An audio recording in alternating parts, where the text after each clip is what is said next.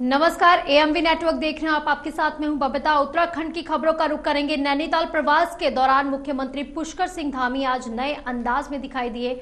सुबह के वक्त जब सीएम मॉर्निंग वॉक पर निकले तो एक चाय की दुकान पर खुद चाय बनाने लगे। सीएम का अंदाज देखकर चाय की दुकान पर खड़े तमाम लोग अचंभित हो गए। तो इतना ही नहीं, चाय बनाने के बाद सीएम एक प्लेग्राउंड भी पहुंचे, जहां बच्चों के साथ धामी फुटबॉल खेलते हुए नजर आए। इसके बाद मुख्यमंत्री ने बीपी पांडे अस्पताल का औचक निरीक्षण भी किया। मरीजों से उन्होंने उस दौरान मुलाकात भी की और बातचीत भी की। मॉर्निंग वॉक के दौरान मुख्यमंत्री पुष्कर सिंह धामी की आम लोगों से मुलाकात की पहली दफा ये तस्वीर सामने नहीं आई है। इससे पहले भी सीएम कई जगहों पर सुबह के वक्त आम लोगों से मुलाकात करते नजर आ चुके हैं और उनसे सरकार की फीडबैक भी ले चुके हैं। इसी दौरान नैनीताल में भी सीएम ने लोगों से मिलकर सरकार के कामकाज का फीडबैक लिया।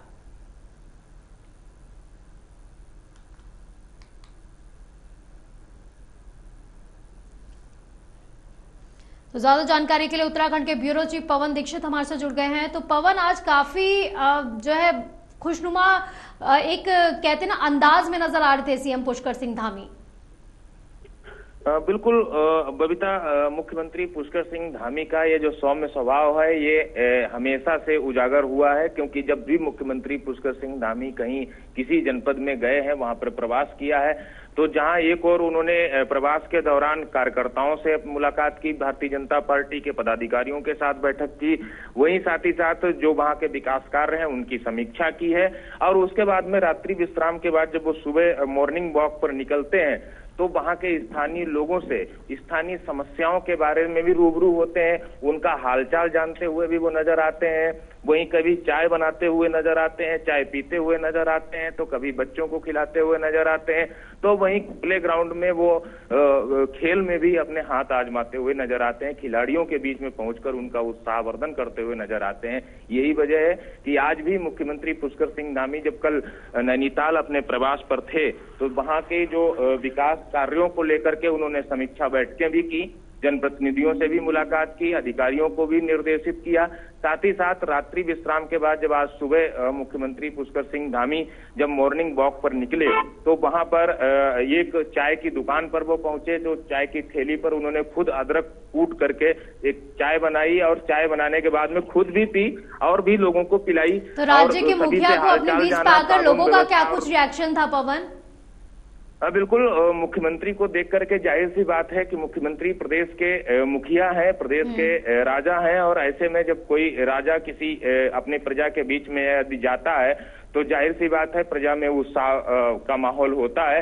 तो वही मुख्यमंत्री को अचानक अपने बीच पाकर के वहां के जो स्थानीय लोग थे वो गदगद थे, उनके चेहरे खिले हुए थे, वो भी अचंभित थे कि मुख्यमंत्री पुष्कर सिंह धामी भी हमारे बीच में। आज सुबह जैसे ही वो लोग भी मॉर्निंग वॉक कर रहे थे, मुख्यमंत्री भी उनके बीच में पहुंच गए और उनसे गले भी मिले, उनसे हालचाल भी पूछा और उनसे जो प्रदेश में जो कानून व्यवस्था है, विकास के जो कार्य हो रहे हैं उससे संबंधित सुझाव भी मुख्यमंत्री ने लिए। तो ये एक बड़ी बात है, लोगों में एक मुख्यमंत्री के प्रति जो भावनात्मक प्रेम है वो इससे कहीं न कहीं उजागर होता है।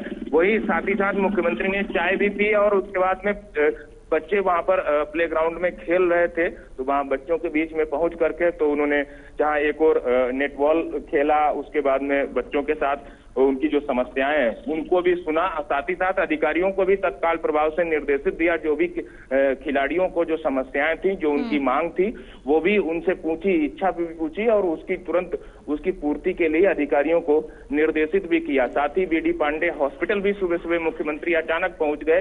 वहां पर जो मेडिकल का स्टाफ था, जो वहां के अधीक्षक थे, उन सब में मुख्यमंत्री के आने की खबर सुनते ही अफरा तफरी जैसा माहौल बन गया। उन्होंने मुख्यमंत्री ने शालीनता के साथ अस्पताल में पहुंच करके वहां पर वार्डों में भर्ती मरीजों से उनका हालचाल जाना, उनकी व्यवस्थाओं के बारे में पूछा, जो राज्य सरकार की योजनाएं हैं। जब ये सवाल किया गया तो मरीजों की तरफ से क्या कुछ प्रतिक्रिया सामने आई, क्या कुछ उन्होंने भी कहा अस्पताल के बारे में जब उन्होंने औचक निरीक्षण किया, और जब मरीजों से इनके बारे में पूछा गया तो उनका क्या कुछ कहना था? हालांकि मरीजों के बीच में जब मुख्यमंत्री पहुंचे तो मरीजों में तमाम जो महिला मरीज भी थे और वहां पर पुरुष जो मरीज थे उनके बीच भी पहुंचे। दोनों से उन्होंने अलग अलग फीडबैक भी लिया, अस्पताल की व्यवस्थाएं, अस्पताल के स्टाफ का रवैया और जो इलाज किया जा रहा है उस इलाज से संतुष्टि, इन सब चीजों को लेकर के मुख्यमंत्री ने मरीजों से फीडबैक लिया। साथ ही साथ जो अस्पताल प्रशासन था उसको भी जो भी योजनाएं हैं, जो भी सरकार के द्वारा जो सुविधाएं दी जानी अपेक्षित हैं, इन सभी योजनाओं को विधिवत लागू कराने, व्यवस्थाएं चाक चौबंद करने, आगामी होने वाले जो वेक्टर जनित रोग हैं, जो मौसम के अनुसार जो रोग पनपते हैं, उनको कैसे दूर किया जाए, उसको लेकर के भी फीडबैक मुख्यमंत्री ने लिया और अधिकारियों को निर्देशित किया है कि सारी अस्पताल की जो व्यवस्थाएं हैं वो चाक चौबंद रखें। ठीक पवन, ये तो अस्पताल की बात हुई। जब वो युवाओं से मिले और जब आम आदमियों से भी मिले, उस दौरान उन्होंने क्या कुछ फीडबैक दिया? क्योंकि कई ऐसी शिकायतें भी होंगी जो उन्हें सरकार से होगी, आम आदमियों को। हालांकि मुख्यमंत्री को अपने बीच पाकर के खिलाड़ियों में काफी उत्साह का वातावरण देखने को मिला। सभी ने मुख्यमंत्री के साथ सेल्फी ली, सभी ने फोटोग्राफी की मुख्यमंत्री के साथ, और उसके बाद में जो खिलाड़ियों को कुछ बॉल या कुछ जो इक्विपमेंट थे उनसे संबंधित कुछ शिकायतें थी, कुछ ग्राउंड से संबंधित कुछ मुख्यमंत्री को उन्होंने आग्रह किया, तो जिस पर मुख्यमंत्री ने तत्काल प्रभाव से इन सभी व्यवस्थाओं को उस प्ले ग्राउंड में व्यवस्थित करने के लिए संबंधित अधिकारियों को निर्देशित किया और खिलाड़ियों को आश्वस्त भी किया कि जो भी आप लोग अपना जो खेल प्रतिभा को उजागर करने के लिए जो भी संभव होगा, सरकार सभी खिलाड़ियों के साथ है, ये संदेश देने का भी कोशिश किया मुख्यमंत्री पुष्कर सिंह धामी। ठीक है पवन, आप हमारे साथ बने रहिए, मैं दोबारा आपका रुख करूंगी।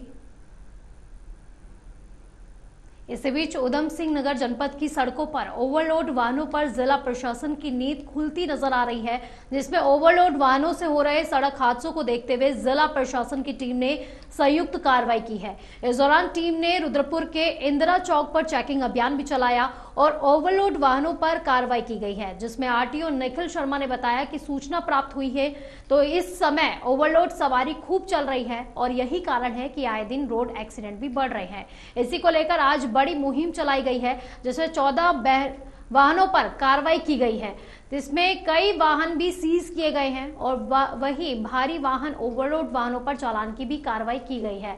आरटीओ ने बताया कि चालानी कार्रवाई से लगभग 1.5 लाख रुपए का राजस्व प्राप्त किया गया है।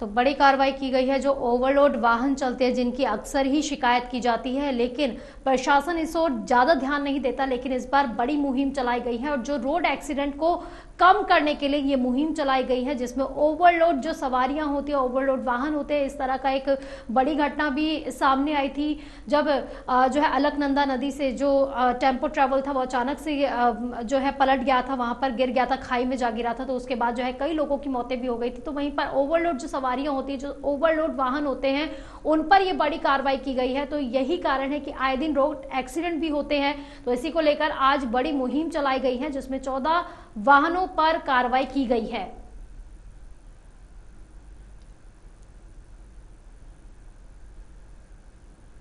डीएम सर के निर्देशों के अनुसार हमने यहाँ पे एक जॉइंट चेकिंग अभियान चलाया था, जिसमें परिवहन विभाग, एसडीएम साहब और पुलिस में सीपीयू के प्रभारी तीनों दलों ने मिलकर यहाँ पे संयुक्त अभियान चलाया है। इसमें हमने 10 वाहन जो कि ओवरलोडिंग पैसेंजर को लेके चल रहे थे उनके चालान किए हैं। 3 वाहनों को सीज किया गया है। एक वाहन जो कि ओवरलोड चल रहा था, भार वाहन, उसको चालान करके सीज किया गया। उसका लगभग 70,000 का चालान हुआ है। तो इस तरह से लगभग 13-14 वाहनों का चालान हो गया है। 3 गाड़ियाँ उसमें बंद है और लगभग 1.5 लाख तक का इसमें जिसमें कंपाउंडिंग राजस्व जो है वो प्राप्ति होगी। देखिए आज डीएम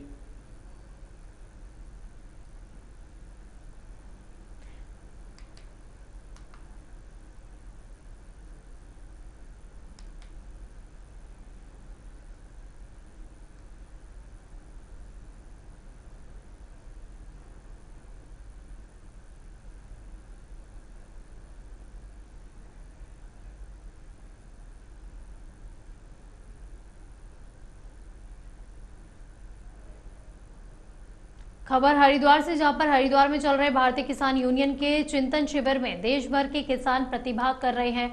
4 दिन तक चलने वाले इस चिंतन शिविर में किसानों से सुझाव भी मांगे जा रहे हैं। चिंतन शिविर में सुझाव आने के बाद 100 दिन का एक रोड मैप भी तैयार किया जाएगा, जिसमें किसानों की समस्या को लेकर काना आंदोलन करना भी शामिल है। तो भारतीय किसान यूनियन के राष्ट्रीय प्रवक्ता राकेश टिकैत ने बताया कि पूरे देश के किसानों की समस्या का सुझाव लेकर 100 दिन का रोड मैप तैयार किया जाएगा। राकेश टिकैत ने उत्तराखंड में हिमाचल की तर्ज पर किसान पॉलिसी लागू करने की भी मांग की है, ताकि उत्तराखंड का जो किसान है वो पलायन न कर सके। टिकैत ने केंद्र में किसान आयोग की मांग पर प्रतिक्रिया देते हुए कहा कि आयोग बनाने से कुछ नहीं होगा, बल्कि सरकार स्वामीनाथन की रिपोर्ट को लागू कर दे, एमएसपी कानून लेकर आए। टिकैत ने बिजली को लेकर बड़े आंदोलन की चेतावनी भी दी है।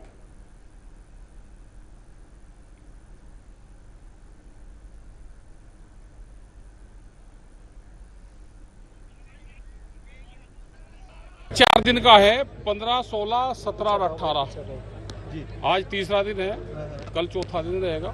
कल इसका समापन हो जाएगा करीब 1-2 बजे के आसपास तक। तो अभी तक क्या निष्कर्ष निकला है? निष्कर्ष ये है कि सब लोग उससे सुझाव ले रहे हैं, उनकी क्या क्या समस्याएं हैं। जैसे छत्तीसगढ़ से किसान आए, करीब वे 70 किसान हैं, तो उनकी अलग समस्या है।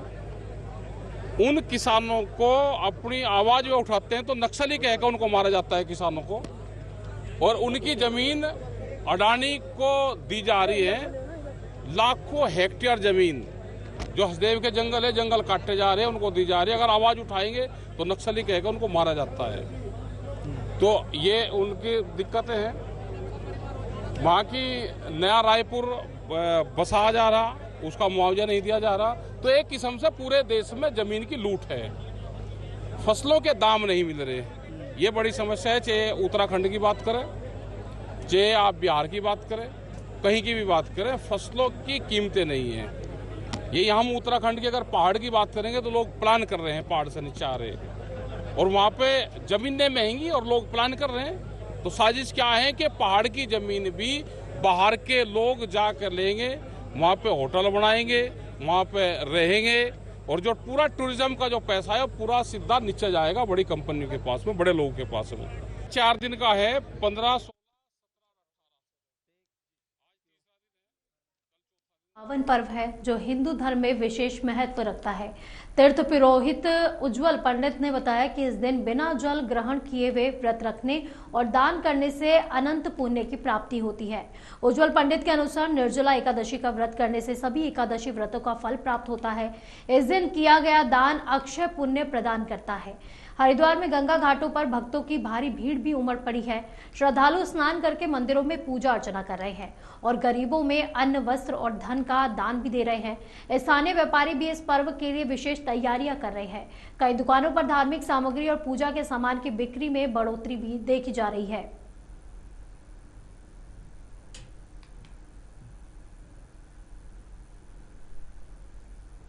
एकादशी के साथ साथ द्वादशी युति एकादशी है, इसलिए यह एकादशी ही सर्वमान्य है, जिस पर सभी लोग एकमत हैं। साथ ही एकादशी का व्रत अवश्य करना चाहिए। जो सभी वर्ष भर की बड़ी एकादशियां हैं वो बहुत ही उन प्रमुख एकादशियों में से एक निर्जला एकादशी होती है। इस एकादशी में किसी भी प्रकार का जल, अन्न इत्यादि ग्रहण नहीं किया जाता। लेकिन जो लोग किन्हीं कारणोंवश बिना जल के नहीं रह सकते, वो लोग भी एकादशी का व्रत अवश्य करें, और व्रत का प्रायण अगले दिन द्वादशी के दिन होगा।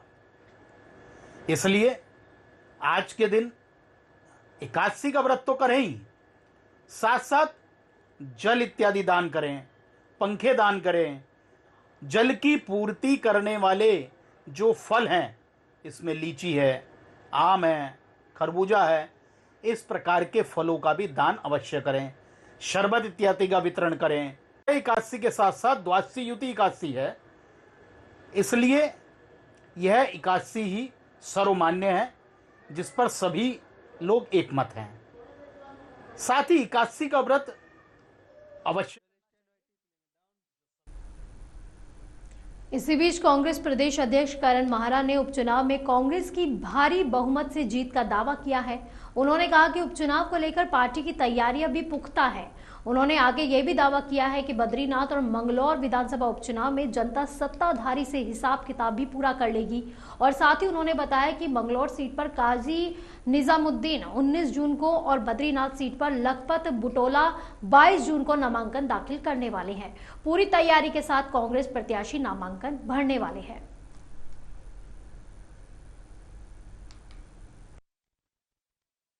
अखिल भारतीय राष्ट्रीय कांग्रेस ने आज अपनी लिस्ट जारी कर दी है। बाई इलेक्शंस में मंगलौर सीट से काजी मोहम्मद निजामुद्दीन जी को और बद्रीनाथ सीट से लखपत सिंह बटुला को अपना उम्मीदवार कांग्रेस ने आज घोषित कर दिया है। आदरणीय काजी मोहम्मद निजामुद्दीन जी 19 तारीख को अपना नॉमिनेशन फाइल करेंगे और लखपत सिंह बटुला बद्रीनाथ सीट में अपना नॉमिनेशन 21 तारीख को फाइल करने जा रहे हैं।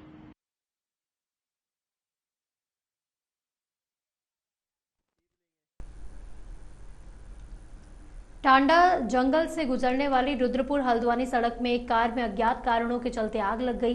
कुछ ही देर में कार आग के गोले में तब्दील हो गई। इस दौरान कार चालक ने कार से कूदकर अपनी जान बचाई।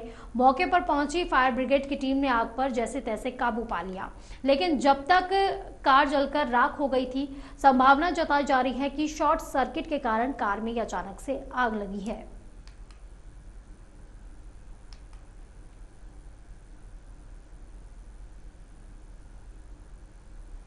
हम लोगों को एमटीडी के द्वारा सूचना मिली थी 12:30 बजे कि रुद्रपुर हल्द्वानी रोड पे टाटा जंगल के पास एक वोल्क्सवैगन वेंटो कार में आग लग गई है। तो यहाँ से तुरंत एक गाड़ी रवाना हुई और जब वहाँ पर पहुँच के देखा, उसमें जो चालक था ड्राइवर अमन, ये प्रीत बिहार निवासी है, इसके पुत्र हफीज़ अहमद, ये हमारे वहाँ पहुँचने से पहले आग पूरी लग चुकी थी। तो आग में तुरंत पानी मार के उसे पूर्ण रूप से बुझाया गया और चालक जो है बाहर आ गया था। हाँ, क्योंकि वो जल रहा था जिस समय हमारा यूनिट वहाँ पर पहुँचा, फायर यूनिट, तो तुरंत उनने आग को पूरी तरह से उसे बुझा तो दिया, लेकिन वो खाक हो चुका था, जल चुका था। कारण तो अभी ड्राइवर ने शॉर्ट सर्किट बताया, लेकिन वो पूरी उसकी जाँच करने के बाद ही पता चलेगा।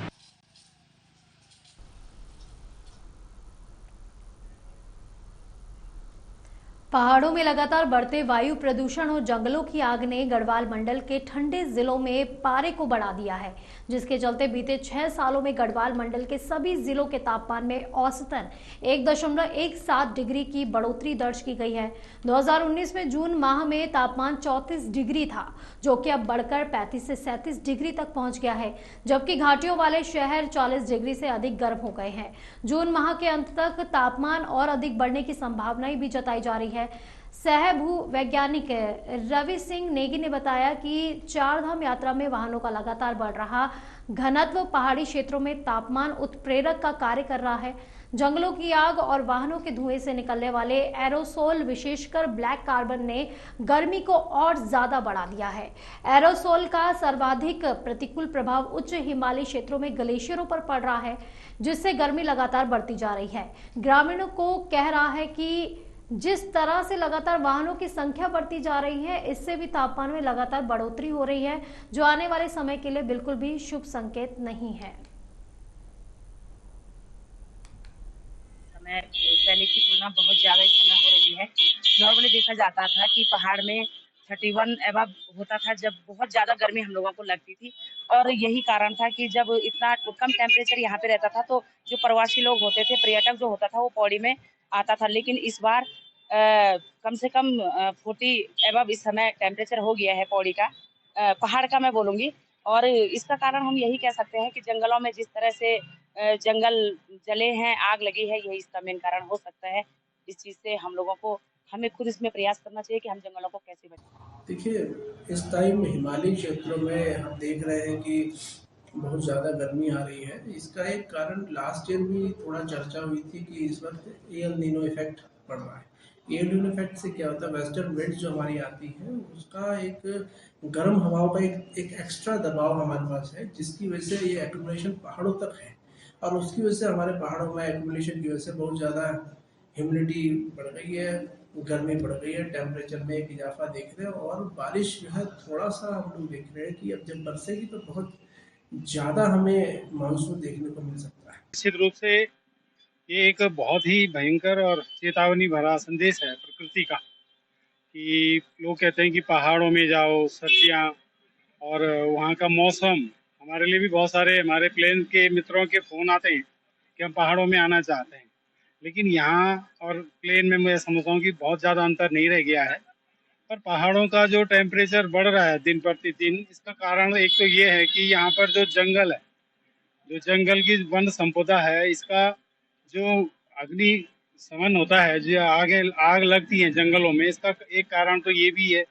दूसरा ये है कि पॉल्यूशन मोटरसाइकिल और प्रत्येक परिवार में जितने सदस्य हैं उनकी गाड़ियां हैं, और गाड़ियां अधिक से अधिक गाड़ियों का जो है वो उपयोग करते हैं, और धीरे धीरे करके ये ग्लोबलाइजेशन है और बढ़ती हुई जनसंख्या के कारण से मैं समझता हूँ कि पहाड़ों में जो ये गर्मी का सीजन है, ये दिन प्रतिदिन अपना प्रभाव दिखा रहा है।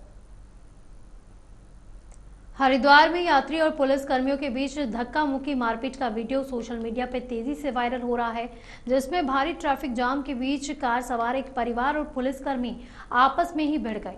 इसके बाद पुलिस ने कार्रवाई करते हुए हरिद्वार में मेरठ से आए यात्री के खिलाफ मुकदमा दर्ज कर उसे गिरफ्तार कर लिया है।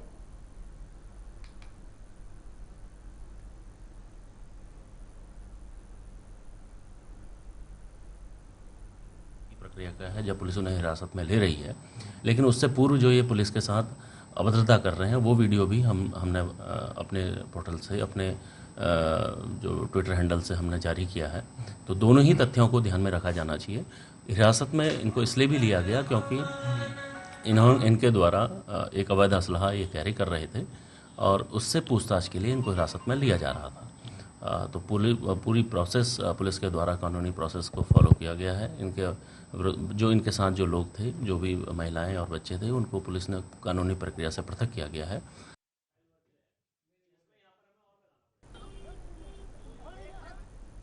बुलेटिन में फिलहाल के लिए बस इतना ही। आप देखते रहिए AMV नेटवर्क। नमस्कार।